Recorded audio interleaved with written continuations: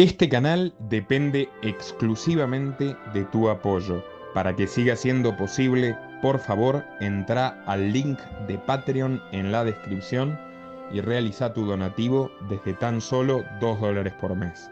Desde Argentina, dona en pesos y con el medio de tu preferencia a través de Mercado Pago.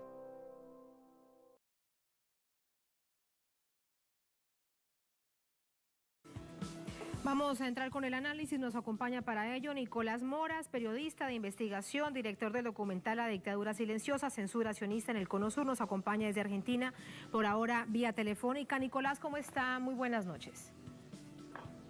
Muy buenas noches, Tatiana.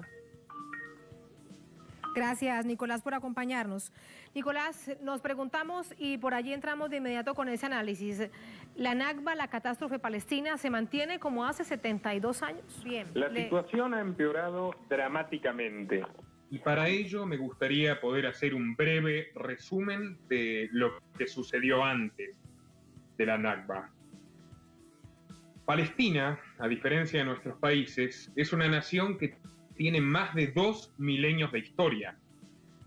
De hecho, era la región de Galilea, profusamente registrada por los escritos de los viajantes y mercaderes fenicios, y en el siglo II después de Cristo, el emperador romano Adriano le dio el nombre de Palestina, a lo que antes era Galilea. A lo largo de los siglos en el territorio palestino convivieron pacíficamente árabes cristianos, más adelante árabes musulmanes, judíos y no creyentes. Mientras en la Europa cristiana oscurantista, tanto en la parte católica como mucho después en la parte protestante, se persiguió ferozmente a los judíos, en Palestina nunca sufrieron absolutamente ningún tipo de disturbio o discriminación por parte de sus connacionales cristianos y musulmanes. A fines del siglo XIX, Palestina quedó bajo el arbitrio del Imperio Otomano. Y después de la Primera Guerra Mundial, cuando los vencedores, Inglaterra y Francia, lideran la partición del Imperio Otomano, se creó el Mandato Británico de Palestina, o sea, una colonia obtenida por sangre al Imperio Británico. ¿Me escucha?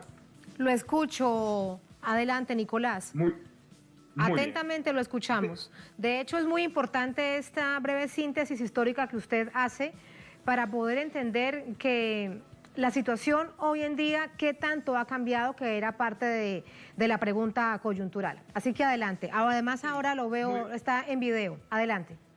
Muy bien. Contextualicemos qué tipo de proceso demencial de ingeniería social llevó adelante el Imperio Británico con el proyecto de la creación del Estado judío, que comenzó en la década del 20, mucho antes de 1948.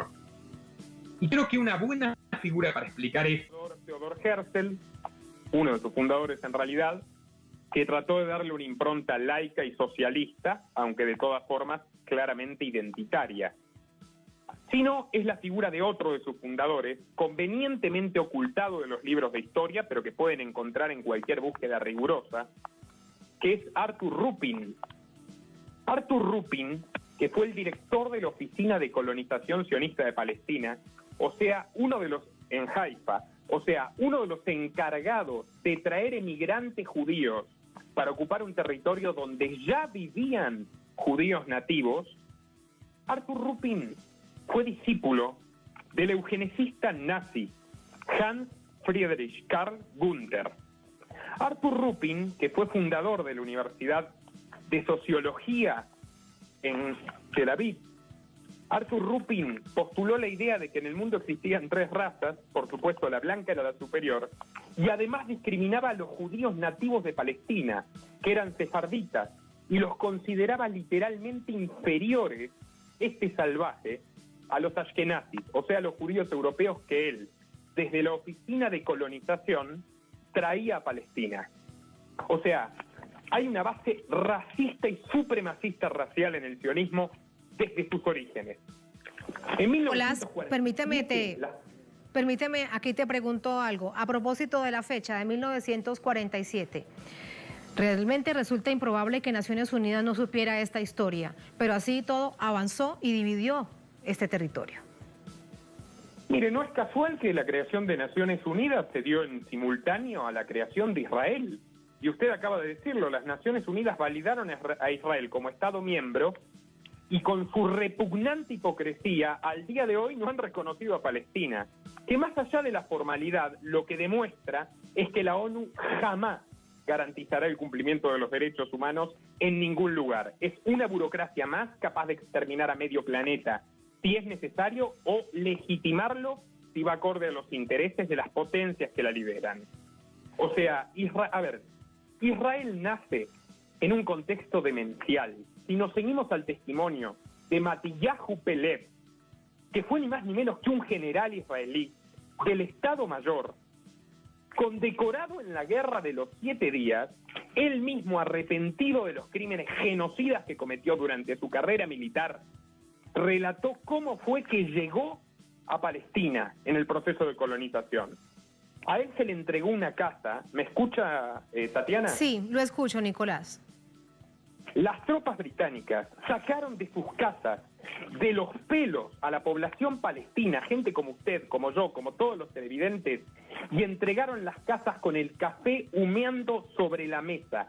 Así la recibió la familia Pelev. Estamos hablando de un ex general israelí. No estamos hablando precisamente de un activista por los derechos de los palestinos, que de todas formas, si dijese la verdad, no es un problema. Pero se vive una censura atroz sobre este tema históricamente, porque es la única forma en la que se puede ocultar la naturaleza genocida anacrónica del Estado de Israel. Vamos a ver, Israel, con Golda Meir, su primer presidenta, aliada a los soviéticos, implementó métodos de tortura estalinista contra los palestinos que ya estaban encerrados en campos de concentración desde 1948 y reducidos a guetos los demás. Si usted revisa el mapa histórico de Palestina, puede ver perfectamente cómo Israel avanzó de manera incesante y sistemática sobre territorios que no le pertenecían y la comunidad internacional no hizo absolutamente nada. Luego Israel cambió de socios y bajo el amparo de Estados Unidos se asoció con la Sudáfrica del apartheid, con la Sudáfrica donde el 10% de la población blanca tenía derechos de ciudadanos de primera y el 90% de la población negra vivía sometido a un régimen de servidumbre. Ese sistema que estuvo vigente en Sudáfrica hasta 1994 sigue vigente hoy en Israel, donde los palestinos carecen de derechos ciudadanos, carecen de derecho a la propiedad, carecen de derecho a la vida, y los pocos que pueden ingresar al territorio que le pertenecía a sus ancestros lo hacen para trabajar explotados como mano de obra barata. Quiere Desde que decir, Golda Meir Nicolás, dijo sí, que los palestinos no existen, se han sucedido gobiernos de todo signo, de izquierda y de derecha en Israel, hasta llegar a Netanyahu. El mismo Netanyahu que dice que ahora, después de la cuarentena, le va a implantar microchips a los niños israelíes. El mismo Netanyahu que bombardea centros sanitarios en Palestina y coarta el acceso de medicamentos y de alimentos. O sea, son crímenes de lesa humanidad indiscutibles. Y permítame decirle una cosa, yo estoy cansado de la hipocresía, porque yo, si bien tengo años de experiencia en el periodismo, la primera censura que sufrí en torno a esto, como muchísimos otros colegas, fue cuando con 19 años era columnista de Infobae, el periódico digital nativo más leído de América Latina. Y en un diario donde había podido publicar con absoluta libertad, cuando escribí una columna titulada Israel, breve historia de un genocidio contemporáneo, me censuraron. Y por tanto me tuve que retirar. Esto le ha pasado a muchísimos periodistas, pero permítame una cosa. No es solamente la derecha de Trump y Bolsonaro los que son cómplices de los crímenes israelíes. Porque no hay que olvidar, a mí me censuraron de Hispan TV, que es una cadena Nicolás, permíteme, allí yo te planteo lo siguiente, Nicolás. Permítame, sí, termino esta frase. Dime. Por denunciar la hipocresía del actual vicepresidente español Pablo Iglesias, que pasó de reivindicar los derechos de los palestinos a ir a llorar al muro de los lamentos con la quitá sobre su cabeza y abrazarse con los políticos genocidas de Israel. Y por eso se me censuró en vivo y en directo. Veteranos, la Asociación de Veteranos de los Estados Unidos es otro organismo militarista que de vez en cuando imposta un pacifismo totalmente ajeno a sus verdaderos intereses y en realidad es orgánico al military complex. La Open Society no pertenece a los Rothschild, sino a George Soros, quien Julian Assange demostró que financia a los genocidas imperialistas que se disfrazan de progresistas como Hillary Clinton o los socialistas españoles, socios de la monarquía absolutista saudí. Julian Assange ha perjudicado en numerosas ocasiones al servicio de inteligencia israelí, ni más ni menos, lejos de haberse capacitado con él, y se le ha puesto precio a su cabeza por haber cometido esa... Ya lo cortaron. Te están cortando, Nicolás. Por favor, repítelo porque te cortaron.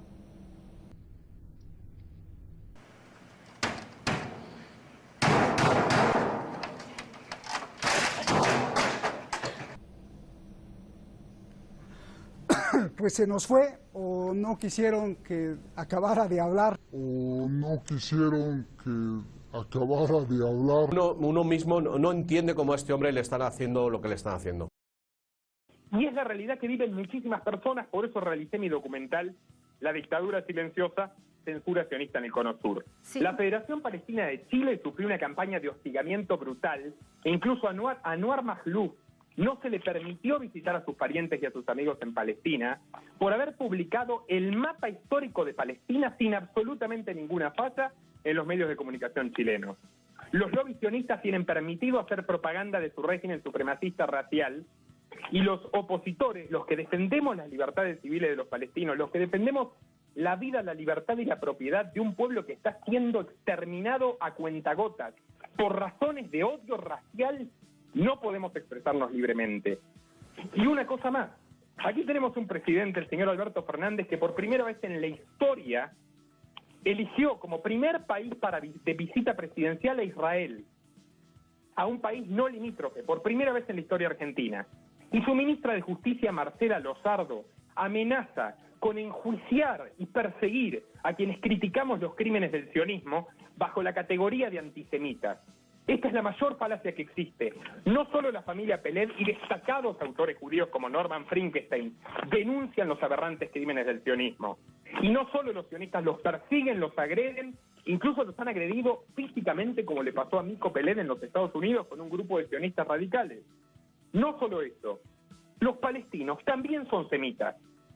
Los libaneses, los sirios, los jordanos, los egipcios, todos los vecinos a los que Israel ha invadido históricamente y agredido y bombardeado y asesinado de manera masiva, también son semitas. O sea, vivimos una intolerable hipocresía. Hoy a Voltaire, uno de los pensadores más grandes de la humanidad, se lo tacha de antisemita cuando era un férreo defensor de la libertad religiosa, incluida la de los judíos.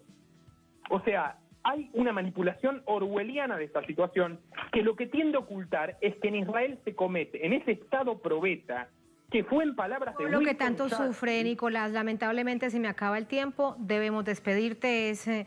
Todas las reflexiones que evidentemente genera una situación tan dolorosa como es esta necesidad permanente, perentoria del regreso a sus territorios y de que sea reconocido como Estado por parte del pueblo palestino. Nicolás, gracias por tus reflexiones. Dime. Cierro con esto. Sí. Sí, no solamente es la cuestión formal, es la cuestión de los derechos fundamentales del ser humano. En ningún otro país del mundo ocurre esto, a ningún otro gobierno se le permite esto, solo Israel, con el amparo de los Estados Unidos y de los lobbies sionistas de todo el planeta, incluyendo a los progresistas hipócritas, solo a Israel se le permite esta barbaridad. Hay que decir basta, hay que frenar esto antes de que sea tarde, porque el pueblo palestino resiste sin ayuda de nadie, pero tarde o temprano no podrá mantener la resistencia. Esa es la situación tan lamentable, es un verdadero apartheid, lo vemos en la Franja de Gaza, en la Cisjordania ocupada, en Hebrón, en Nablus, etcétera, etcétera. Un pueblo que sufre, nosotros lo hemos contado aquí a través de sus reflexiones. Gracias, Nicolás, muy buenas noches. Gracias, Tatiana, buenas noches. Gracias, buenas noches. Vamos a entrar con el análisis después de las varias horas de esta quinta cumbre del Grupo de Puebla. ¿Cuáles son las conclusiones? ¿Cuál es la visión de Marco Enrique Sominami de esto? ¿Cuáles son los desafíos? Marco Enrique Sominami es candidato presidencial en Chile, fundador del Grupo de Puebla, exdiputado, director de cine y televisión. Marco, bienvenido, ¿cómo le va? Buenas tardes, buenas noches, gusto estar contigo. Buenas noches ya, Marco, gracias. Sus conclusiones, el hecho primero de haber reunido en sí mismo a todos estos líderes progresistas de América Latina y de España? No, primero contento de que el progresismo se energiza, se reúne, colabora, piensa, articula políticamente en el continente.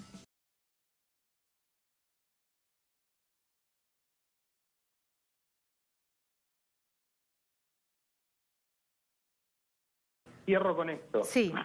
Sí, no solamente es la cuestión formal, es la cuestión de los derechos fundamentales del ser humano. En ningún otro país del mundo ocurre esto, a ningún otro gobierno se le permite esto, solo Israel, con el amparo de los Estados Unidos y de los lobbies sionistas de todo el planeta, incluyendo a los progresistas hipócritas, solo a Israel se le permite esta barbaridad.